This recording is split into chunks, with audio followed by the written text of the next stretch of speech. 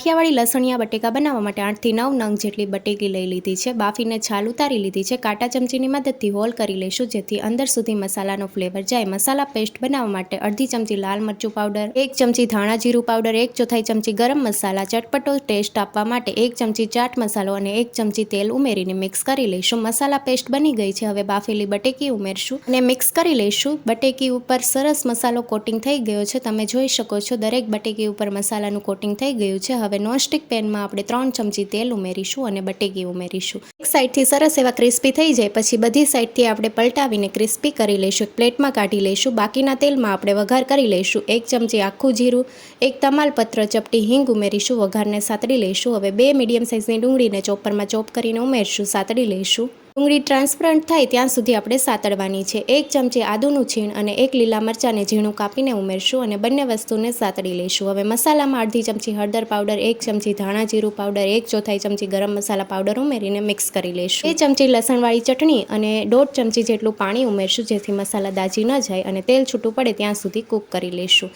તેલ છૂટું પડવા લાગ્યું છે। હવે ટમેટાની પ્યોરી ઉમેરીશું। ટમેટા જલ્દી કૂક થઈ જાય તે માટે સ્વાદ પ્રમાણે મીઠું ઉમેરીને મિક્સ કરી લઈશું। ટમેટાની પ્યોરીને 2 થી 3 મિનિટ માટે સાતળી લઈશું। સાઈડમાંથી તેલ છૂટું પડવા લાગ્યું છે અને ગ્રેવી પણ સરસ એવી કૂક થઈ ગઈ છે। હવે મસાલાવાળી બટેકી ઉમેરીશું અને મિક્સ કરી લઈશું। ગ્રેવીને થોડી પતલી કરવા માટે અડધો કપ પાણી ઉમેરશું। પાણી હલકું ગરમ લેવાનું અને ઢાંકણ ઢાંકીને હવે 6 થી 7 મિનિટ માટે થવા દઈશું જેથી બટેકીમાં સરસ એવો મસાલાનો ફ્લેવર આવી જાય। ઢાંકણ ખોલીને જોઈએ તો તેલ છૂટું પડવા લાગ્યું છે અને ગ્રેવી આપણી તૈયાર થઈ ગઈ છે। કોથમીરના પાન ઉમેરીશું। ગેસની ફ્લેમ બંધ કરી દઈશું। તીખા અને ચટપટા લસણિયા બટેકા તૈયાર છે। Thank you for watching.